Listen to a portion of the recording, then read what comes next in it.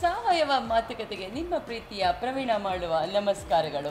ಹೌದು, ಇವತ್ತು ನನ್ನ ಜೊತೆ ನೋಡಿ ಸಾವಯವ ಮಾತುಕತೆಗೆ ಇಬ್ಬರಿಬ್ಬರು ಕಲಾವಿದರು ನನ್ನ ಜೊತೆ ಇದ್ದಾರೆ. ಮೊದಲನೇದಾಗಿ ಇದ್ದಾರೆ ರೇಖಾ ಸತೀಶ್ ಅವರು, ಕೂಚಿಪುಡಿ ನೃತ್ಯ ಕಲಾವಿದರಾಗಿದ್ದಾರೆ. ಹಾಗೆ ಇಲ್ಲಿ ಡಾಕ್ಟರ್ ವಿದ್ವಾನ್ ಸಾಗರ್ ಅವರು, ಸಾಗರ್ TS ಅವರಿದ್ದಾರೆ, ಭರತನಾಟ್ಯ ಕಲಾವಿದರು. ಬನ್ನಿ ಅವ್ರನ್ನ ನಮ್ಮ ಆರ್ಗ್ಯಾನಿಕ್ ಸಂತೆಗೆ ಬರಮಾಡ್ಕೊಳ್ಳೋಣ. ಅವರು ನಮ್ಮ ಜೊತೆ ಇವತ್ತು ಸಮಯ ಕಳೆದಿದ್ದಾರೆ. ಹೇಗೆ ಅನಿಸ್ತಂತ ಅವ್ರನ್ನ ಮಾತಾಡಿಸ್ತಾ ಮುಂದುವರ್ಸೋಣ. ನಮಸ್ಕಾರ, ಸ್ವಾಗತ. ಸ್ವಾಗತ. ಸೊ ಹೇಗೆ ಅನಿಸ್ತು ನಿಮಗೆ ಇವತ್ತು ಬೆಳಗ್ಗೆಯಿಂದ ನಮ್ಮ ಜೊತೆ ಇದ್ದೀರಲ್ಲ ಆರ್ಗ್ಯಾನಿಕ್ ಸಂತೆಯಲ್ಲಿ?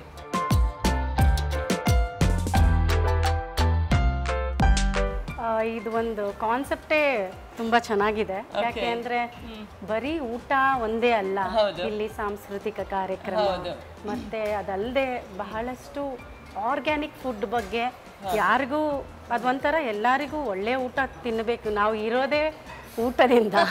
ಸೊ ಅದಕ್ಕೆ ಎಷ್ಟು ಇಂಪಾರ್ಟೆನ್ಸ್ ಕೊಡಬೇಕು ಅನ್ನೋದು ಸುಮಾರು ಜನಕ್ಕೆ ಗೊತ್ತಿಲ್ಲ. ಸೊ ಇಲ್ಲಿ ಬಂದರೆ ಒಂದು ಐಡಿಯಾ ಬರುತ್ತೆ, ಇಂಥದ್ದೇ ಯಾವ ಥರ ಬೆಳೀತಾರೆ ಮತ್ತು ಏನೇನು ನಾವು ಊಟ ಮಾಡಬೇಕು.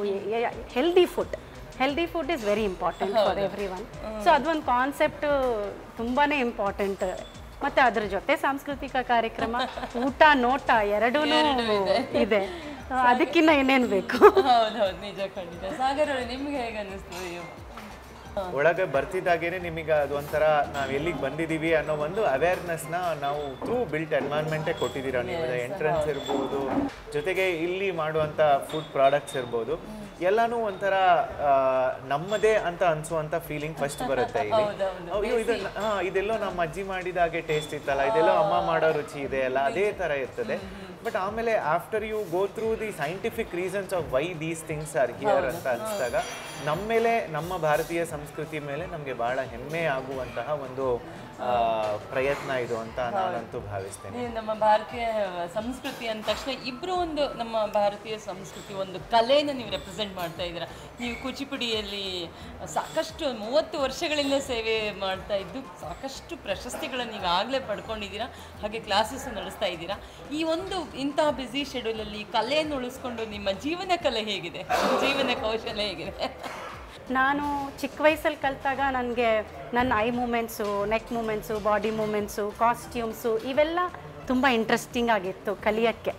ಬಟ್ ಲೇಟ್ರ್ ಆನ್ ಇವಾಗ ನಾನು ಅದನ್ನು ರಿಲೇಟ್ ಮಾಡಿದ್ರೆ ಅದನ್ನೇ ನಮ್ಮ ಮಾಂಟೆಸರಿ ಅಥವಾ even in our primary education ಅದನ್ನೇ hand eye coordination, motor activity ಇವೆಲ್ಲ they give this foundation. And ನಮ್ಮ ಡಾನ್ಸಲ್ಲಿ ಇದೇ ಹೇಳ್ಕೊಡೋದು, we become mentally, physically, emotionally strong as a dancer.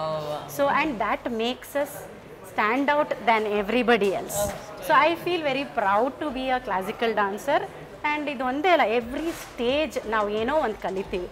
So ನಾನೊಂದು ಈವನ್ ಪರ್ಫಾರ್ಮೆನ್ಸ್ ಕೊಡುವಾಗ ಟೀನೇಜಲ್ಲಾಗಲಿ 20-25 ಇಯರ್ಸಲ್ಲಾಗಲಿ we have to gain that confidence, presentation to face so many people. ಅವೆಲ್ಲ ನಮಗೆ ಕಲೆ ಹೇಳ್ಕೊಡುತ್ತೆ. ಸೊ ಪ್ರಿಪರೇಷನ್ ಟೈಮು ಇದೆಲ್ಲ ಒಂದೊಂದು ಸ್ಟೇಜಲ್ಲೂ ನಾವು ಒಂದೊಂದು ಕಲಿತೀವಿ. So throughout life we are learning, we are giving to the society. Wonderful, ತುಂಬ ಉತ್ತಮವಾದ ಮಾತು ಹೇಳಿದ್ರಿ ನೀವು. ಸಾಗರ್ ಅವರೇ, ನಿಮ್ಮದೇನು ಅಭಿಪ್ರಾಯ? ನಿಮ್ಮ ಒಂದು ಜೀವನ ಶೈಲಿ ಹೇಗಿದೆ ಈ ಡ್ಯಾನ್ಸು? ಯಾಕೆಂದರೆ ಒಬ್ಬ ಪುರುಷರಾಗಿ ಈಗ ಭರತನಾಟ್ಯ ಆಯ್ಕೆ ಮಾಡೋರು ತುಂಬ ಕಡಿಮೆ ಆ್ಯಕ್ಚುಲಿ. ಆ ಒಂದು ಗ್ರೇಸ್ಫುಲ್ನೆಸ್ಸು ಬೇರೆಯೇ ಇರುತ್ತೆ.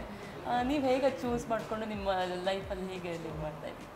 ಆ್ಯಕ್ಚುಲಿ ನನಗೆ ಯಾವ ರೀತಿ ನಾನು ಇದನ್ನು ಕಲಿತೆ ಅಂದರೆ, ಯಾಕಂದರೆ ನಮ್ಮ ಫ್ಯಾಮಿಲಿ ಬ್ಯಾಕ್ಗ್ರೌಂಡಲ್ಲಿ ಯಾರೂ ಕ್ಲಾಸಿಕಲ್ ಡಾನ್ಸಸ್ ಅನ್ನೋ ಹಿಸ್ಟ್ರಿನೇ ಇಲ್ಲ. ಮುಂಚೆ ಎಲ್ಲೋ ನಮ್ಮ ಮುತ್ತಾತನ ಕಾಲದಲ್ಲಿ ಗುಬ್ಬಿ ವೀರಣ್ಣ ನಾಟಕದ ಕಂಪನಿನಲ್ಲಿ ಸೈಡ್ ರೋಲ್ಸ್ ಮಾಡ್ತಾ ಇದ್ರು. ಅದು ಏನೋ ಪಾಕೆಟ್ ಮನಿ ಅಂದರೆ ಸೆಕೆಂಡ್ ಸೋರ್ಸ್ ಆಫ್ ಇನ್ಕಮ್ ಥರ ಅಷ್ಟೇ. ಸೊ ಅದು ಬಿಟ್ಟರೆ ಯಾರೂ ಇರಲಿಲ್ಲ. So some I got attracted and ನಮ್ಮ ಗುರುಗಳನ್ನ ನೆನೆಸ್ಕೊಬೇಕು. ಅವರು ನನ್ನನ್ನು ಒಂದು 13 ವರ್ಷ 14 ವರ್ಷ ಇದು ಒಂದು ಲಾಂಗ್ ಜರ್ನಿನಲ್ಲಿ ತಂದರು.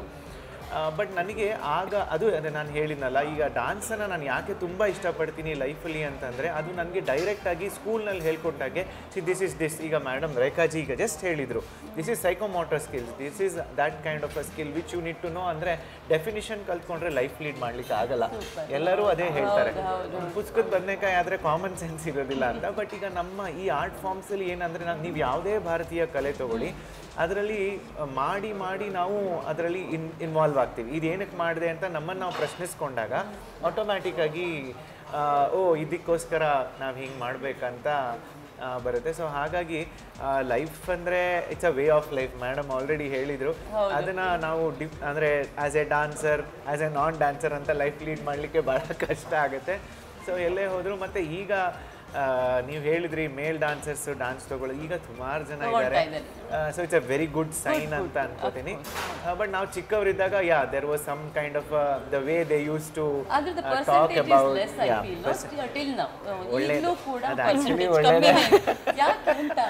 ಆಕ್ಚುಲಿ ಒಳ್ಳೇದೇ, ಹೌದು, ಕಮ್ಮಿ ಇದೆ. ಬಟ್ ಅದು ನಾನು ಒಳ್ಳೇದು ಅಂತ ಅನ್ಕೊಳ್ಳಲ್ಲ. I feel we need more male dancers. We need, ಅವಾಗಲೇ ಬ್ಯಾಲೆನ್ಸ್ ಕ್ರಿಯೇಟ್ ಆಗತ್ತೆ.